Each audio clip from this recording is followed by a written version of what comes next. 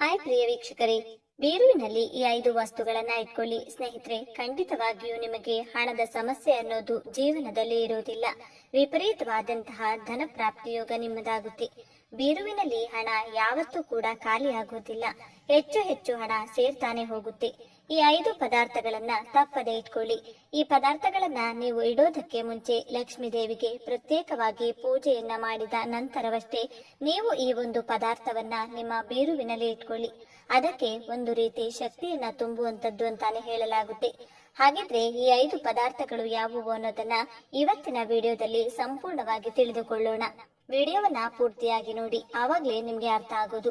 ಈ ವಿಡಿಯೋ ನಿಮ್ಗೆ ಉಪಯುಕ್ತ ಅನ್ಸಿದ್ರೆ ವಿಡಿಯೋಗೆ ಲೈಕ್ ಕೊಟ್ಟು, ಹೊಸಬರಾಗಿದ್ರೆ ಸಬ್ಸ್ಕ್ರೈಬ್ ಮಾಡ್ಕೊಳ್ಳಿ. ಎಲ್ಲರೂ ಭಕ್ತಿಯಿಂದ ಓಂ ಶ್ರೀ ಮಹಾಲಕ್ಷ್ಮಿ ನಮಃ ಅಂತ ಕಮೆಂಟ್ ಮಾಡಿ. ಎಷ್ಟೇ ದುಡಿದ್ರೂ ಕೂಡ ಕೈಯಲ್ಲಿ ಹಣ ನಿಲ್ತಾ ಇಲ್ಲ. ಇವತ್ ತಗೊಂಡ್ ಬಂದು ಇಟ್ಟಿದ್ದಂತ ಹಣ ಮರುದಿನಕ್ಕೆ ಅದು ಖರ್ಚಾಗಿ ಬಿಡುತ್ತೆ. ಏನು ಅನಾವಶ್ಯಕ ಖರ್ಚಾಗ್ತಾ ಇದೆ. ಮನೆಯಲ್ಲಿ ಹಣ ಇರೋದಿಲ್ಲ, ಸಾಲದ ಮೇಲೆ ಸಾಲ ಆಗ್ತಾ ಇದೆ. ಎಷ್ಟೇ ದುಡಿದ್ರೂ ಕೂಡ ಸಾಲವನ್ನ ತೀರಿಸೋಕೆ ಆಗ್ತಾ ಇಲ್ಲ. ಹಣ ನಮ್ಗೆ ಯಾಕೆ ವೃದ್ಧಿ ಆಗ್ತಾ ಇಲ್ಲ, ಹಣವನ್ನ ಯಾವ ರೀತಿಯಾಗಿ ಇಟ್ಕೊಳ್ಬೇಕು ಅಂತ ನಿಮ್ಗೆ ಏನಾದ್ರೂ ಗೊತ್ತಿಲ್ಲ ಅಂದ್ರೆ ನಾನು ತಿಳಿಸಿಕೊಡುವಂತಹ ರೀತಿಯಲ್ಲಿ ನೀವು ನಿಮ್ಮ ಬೀರುವಿನಲ್ಲಿ ಅಥವಾ ನೀವು ಹಣ ಇಡುವಂತ ಯಾವುದೇ ಜಾಗದಲ್ಲಾಗಿರಬಹುದು, ಅಥವಾ ನೀವು ವ್ಯಾಪಾರ ಮಾಡುವಂತಹ ಸ್ಥಳ ಏನಿರುತ್ತೆ, ನೀವು ಹಣ ಇಡುವಂತಹ ಜಾಗದಲ್ಲಿ ಪೆಟ್ಟಿಗೆ ಅಲ್ಲಾದ್ರೂ ಕೂಡ ಈ ಒಂದು ಪರಿಹಾರವನ್ನ ಮಾಡ್ಕೊಳ್ಳಿ. 100% ನಿಮ್ಗೆ ಫಲಿತಾಂಶ ಸಿಕ್ಕೇ ಸಿಗುತ್ತೆ. ಲಕ್ಷ್ಮಿಯ ಅನುಗ್ರಹ ಖಂಡಿತವಾಗಿಯೂ ಆಗುತ್ತೆ. ನಾನು ತಿಳಿಸಿಕೊಡುವಂತಹ ರೀತಿಯಲ್ಲಿ ನೀವು ಮಾಡ್ಕೊಳ್ಳಿ. ಇದನ್ನ ನೀವು ಗುರುವಾರ, ಶುಕ್ರವಾರ, ಮಂಗಳವಾರ ಮಾಡಿಕೊಳ್ಳಬಹುದು. ನೀವು ಯಾವತ್ತೇ ಮಾಡಿಕೊಂಡ್ರೂ ಕೂಡ ಖಂಡಿತ ವರ್ಕೌಟ್ ಆಗುತ್ತೆ ಇದು. ಆದ್ರೆ ಮಾಡೋದಕ್ಕಿಂತ ಮುಂಚೆ ಒಂದಷ್ಟು ಅದಕ್ಕೆ ವಿಧಿವಿಧಾನಗಳನ್ನ ನೀವು ಅನುಸರಿಸಬೇಕು. ತುಂಬಾ ಸುಲಭವಾದ ವಿಧಿವಿಧಾನ, ತುಂಬಾ ಕಷ್ಟ ಅಂತೆಲ್ಲ ಏನು ಅಂದ್ಕೊಳ್ಳಕ್ಕೆ ಹೋಗ್ಬೇಡಿ. ಈ ಪ್ರಕಾರದಲ್ಲಿ ಮಾಡಿಕೊಂಡ ನಂತರ ನೀವು ಮಾಡಿದ್ರೆ 100% ನೀವು ಸಕ್ಸಸ್ ಅನ್ನ ಕಾಣ್ತೀರಾ. ಸ್ನೇಹಿತರೆ, ಬೀರು ಅಂದ್ರೆ ಯಾವಾಗ್ಲೂ ಶುದ್ಧವಾಗಿರಬೇಕು. ಕುಬೇರನ ಮೂಲೆಯಲ್ಲಿ ಬೀರಿರಬೇಕು. ಉತ್ತರಾಭಿಮುಖವಾಗಿ ಮುಖ ಮಾಡಿರಬೇಕು. ಉತ್ತರಾಭಿಮುಖವಾಗಿತ್ತು ಅಂತಂದ್ರೆ ಕುಬೇರನ ಮೂಲೆಯಲ್ಲಿ ಬೀರುವನ್ನ ಇಟ್ಟಿದ್ದೀರಾ ಅಂದ್ರೆ ಅಲ್ಲಿ ಹಣ ಚೆನ್ನಾಗಿ ಬರುತ್ತದೆ, ಅಂದ್ರೆ ಧನ ಪ್ರಾಪ್ತಿ ಆಗುತ್ತದೆ. ಚೆನ್ನಾಗಿ ಹಣ ಸೇರುತ್ತೆ ಅಂತಾನೆ ನಮ್ಗೆ ಅನಾದಿ ಕಾಲದಿಂದ ಹಿರಿಯರು ಹೇಳ್ಕೊಂಡು ಬಂದಿದ್ದಾರೆ. ಈ ಒಂದು ಕುಬೇರ ಮೂಲೆಯಲ್ಲಿ ಪ್ರತ್ಯೇಕವಾಗಿ ಬೀರುವನ್ನ ಇಡುವಂತಹ ಜಾಗದಲ್ಲಿ ನೀವು ಚೆನ್ನಾಗಿ ಶುಭ್ರವಾಗಿ ಇಟ್ಕೊಳ್ಬೇಕಾಗುತ್ತದೆ. ಬೀರುವಿನ ಮೇಲೆ ಆಗಲಿ ಅಥವಾ ಬೀರುವಿನ ಕೆಳಗೆ ಆಗಲಿ ಯಾವುದೇ ವಸ್ತುಗಳನ್ನ, ವೇಸ್ಟ್ ವಸ್ತುಗಳನ್ನ ಇಡಬೇಡಿ. ಅಂದ್ರೆ ಒಂದಷ್ಟು ಕೆಲವು ಬಟ್ಟೆ ಗಂಟುಗಳನ್ನ ಇಡುವಂತದ್ದು, ಹಳೆ ಬಟ್ಟೆಗಳನ್ನ ಇಡುವಂತದ್ದು, ಈ ರೀತಿ ಎಲ್ಲಾ ಮಾಡ್ತಾ ಇರ್ತೀರಾ. ಈ ರೀತಿ ಮಾಡಬೇಡಿ. ಬೀರು ಮೇಲೆ ಏನನ್ನೂ ಕೂಡ ಭಾರವನ್ನ ಇಡೋದಕ್ಕೆ ಹೋಗ್ಬೇಡಿ. ಬೀರುವನ್ನ ವಾರಕ್ಕೊಮ್ಮೆ ಆದ್ರೂ ಚೆನ್ನಾಗಿ ಶುಭ್ರಗೊಳಿಸಿಕೊಳ್ಳಿ. ಅಂದ್ರೆ ಬೀರುವಿನ ಮೇಲೆ ನೀಟಾಗಿ ಒರೆಸಿಕೊಂಡು ಬೀರುವಿನ ಮುಂಭಾಗದಲ್ಲಿ ಶುಭ ಲಾಭ ಅನ್ನೋ ಒಂದು ಅಕ್ಷರವನ್ನ ನೀವು ಬರ್ಕೊಳ್ಬೇಕಾಗುತ್ತದೆ.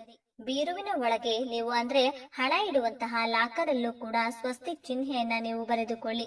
ಸ್ನೇಹಿತರೆ, ಈ ಪ್ರಕಾರದಲ್ಲಿ ಮಾಡಿಕೊಳ್ಳಿ. ಯಾಕಂದ್ರೆ ಬೀರುವಿನಲ್ಲಿ ಲಕ್ಷ್ಮಿ ಅನುಗ್ರಹ ಆಗ್ಬೇಕು ಅಂದ್ರೆ ಈ ಎಲ್ಲಾ ನಿಯಮಗಳನ್ನ ಅನುಸರಿಸಲೇಬೇಕು.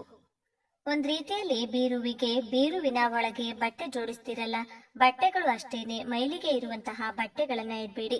ಒಮ್ಮೆ ಈಗ ರೇಷ್ಮೆ ಸೀರೆಗಳನ್ನ ನಾವು ಉಟ್ಕೊಳ್ತೀವಿ, ಆ ರೇಷ್ಮೆ ಸೀರೆಗಳನ್ನ ಮತ್ತೆ ತಂದು ಹಾಗೆ ಬೀರುವಿನಲ್ಲಿ ಇಟ್ಬಿಡ್ತೀವಿ. ವಾಶ್ ಮಾಡದೆ ಈ ರೀತಿ ಎಲ್ಲ ಮಾಡೋದಕ್ಕೆ ಹೋಗ್ಬೇಡಿ.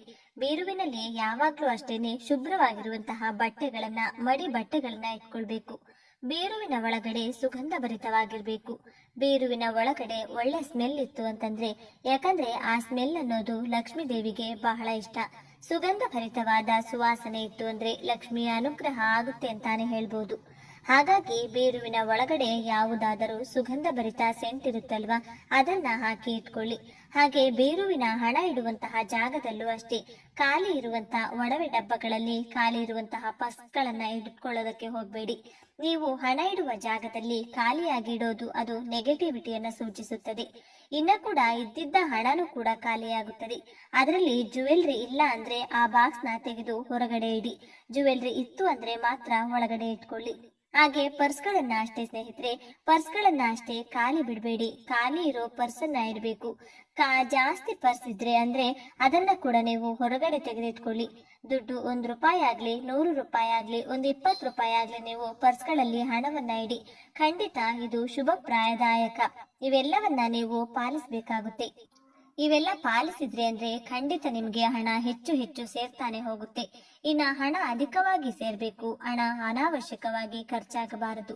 ದಿನದಿಂದ ದಿನಕ್ಕೆ ಹಣ ನಿಮಗೆ ಧನಲಾಭ ಆಗ್ಬೇಕು ಅಂತಂದ್ರೆ ಈ 5 ಪದಾರ್ಥಗಳನ್ನ ಬೀರುವಿನಲ್ಲಿ ತಪ್ಪದೇ ಇಡಿ.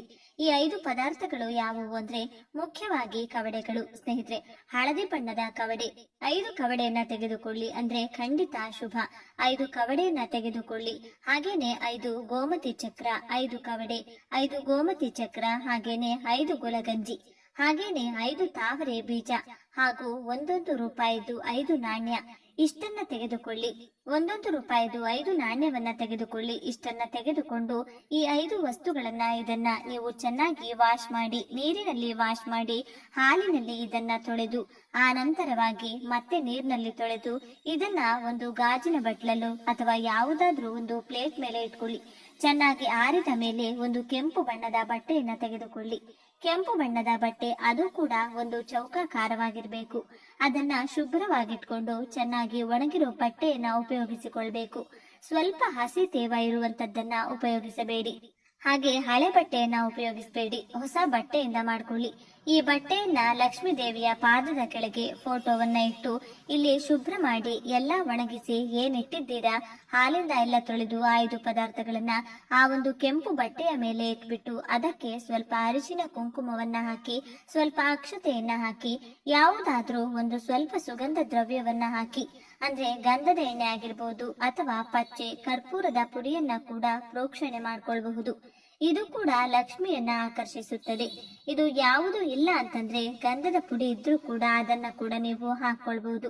ಇಷ್ಟನ್ನ ಹಾಕೊಂಡು ಆ ನಂತರವಾಗಿ ಅದನ್ನ ಗಂಟನ್ನಾಗಿ ಕಟ್ಟಿ ಧೂಪ ದೀಪವನ್ನ ಮಾಡಿ ಈ ಸಂಕಲ್ಪವನ್ನ ನನ್ನ ಹಣದ ವೃದ್ಧಿಗಾಗಿ ಮಾಡ್ಕೊಳ್ತಾ ಇದ್ದೀನಿ, ಹಣವನ್ನ ವೃದ್ಧಿಸು ತಾಯಿ, ಕಷ್ಟಗಳನ್ನ ದೂರ ಮಾಡು ತಾಯಿ ಅಂತ ನೀವು ಲಕ್ಷ್ಮಿಯಲ್ಲಿ ಭಕ್ತಿ ಶ್ರದ್ಧೆಯಿಂದ ಬೇಡಿಕೊಂಡು ಅಮ್ಮನವರಿಗೆ ಪ್ರತ್ಯೇಕವಾಗಿ ತುಪ್ಪದಿಂದ ದೀಪಾರಾಧನೆಯನ್ನ ಮಾಡಿ ಸಾಯಂಕಾಲ ಸಮಯದಲ್ಲಿ ಮಾಡ್ಕೊಳ್ಳಿ, ತುಂಬಾನೇ ಒಳ್ಳೆಯದು.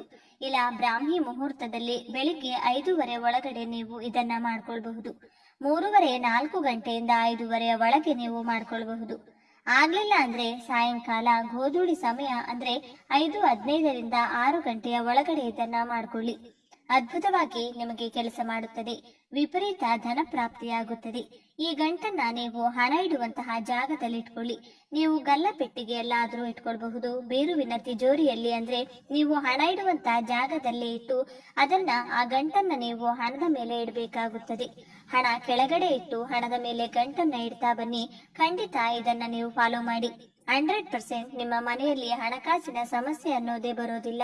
ವಿಪರೀತ ಧನ ಪ್ರಾಪ್ತಿ ಯೋಗ ಆಗುತ್ತದೆ. ಅನಾವಶ್ಯಕ ಖರ್ಚುಗಳು ತಗ್ಗುತ್ತದೆ. ನಾನಾ ಮೂಲಗಳಿಂದ ಧನ ಗಮನವಾಗುತ್ತದೆ. ತಪ್ಪದೆ ಈ ಪ್ರಕಾರದಲ್ಲಿ ಮಾಡಿಕೊಳ್ಳಿ. ಇದನ್ನ ಹಾಗೆ ನೀವು ಮತ್ತೆ ಮತ್ತೆ ಅಮಾವಾಸ್ಯೆಗಳಲ್ಲಿ, ಪೌರ್ಣಮಿಯಲ್ಲಿ, ಶುಕ್ರವಾರದ ದಿನ ಆ ಬಟ್ಟೆಯನ್ನ ಶುಭ್ರಗೊಳಿಸಿಕೊಂಡು ಮತ್ತೆ ಅದನ್ನ ಚೆನ್ನಾಗಿ ಒಣಗಿಸಿ ಇದರಲ್ಲಿರುವ ಪದಾರ್ಥಗಳಿಗೆ ಸ್ವಲ್ಪ ಹಾಲಿನಿಂದ ತೊಳೆದು ನೀರಿನಿಂದ ಎಲ್ಲ ಚೆನ್ನಾಗಿ ತೊಳೆದು ಚೆನ್ನಾಗಿ ಅದನ್ನ ಡ್ರೈ ಮಾಡಿಕೊಂಡು ಮತ್ತೆ ಆ ಬಟ್ಟೆ ಮೇಲೆ ಇಟ್ಟು ಮತ್ತೆ ಸ್ವಲ್ಪ ಅಕ್ಷತೆ ಈ ರೀತಿ ಪೂಜೆ ಮಾಡಿ ನೀವು ಅದಕ್ಕೆ ಶಕ್ತಿಯನ್ನ ತುಂಬಬಹುದು. ಸ್ನೇಹಿತರೆ, ಈ ಪ್ರಕಾರದಲ್ಲಿ ನೀವು ಮಾಡ್ಕೊಳ್ಳಿ. ತಿಂಗಳಿಗೆ ಒಮ್ಮೆ ನೀವು ಮಾಡ್ಕೊಳ್ಬಹುದು. 2 ತಿಂಗಳು 3 ತಿಂಗಳಿಗೊಮ್ಮೆ ಕೂಡ ನೀವು ಈ ರೀತಿ ಮಾಡ್ಕೊಂಡು ನೋಡಿ. 100% ಇದು ವರ್ಕ್ ಆಗುತ್ತೆ. ತಪ್ಪದೆ ಮಾಡ್ಕೊಳ್ಳಿ. ಎಲ್ಲವೂ ಒಳಿತಾಗುತ್ತದೆ. ಎಲ್ಲರೂ ಭಕ್ತಿಯಿಂದ ಓಂ ಶ್ರೀ ಮಹಾಲಕ್ಷ್ಮಿ ನಮಃ ಅಂತ ಕಮೆಂಟ್ ಮಾಡಿ. ಧನ್ಯವಾದಗಳು.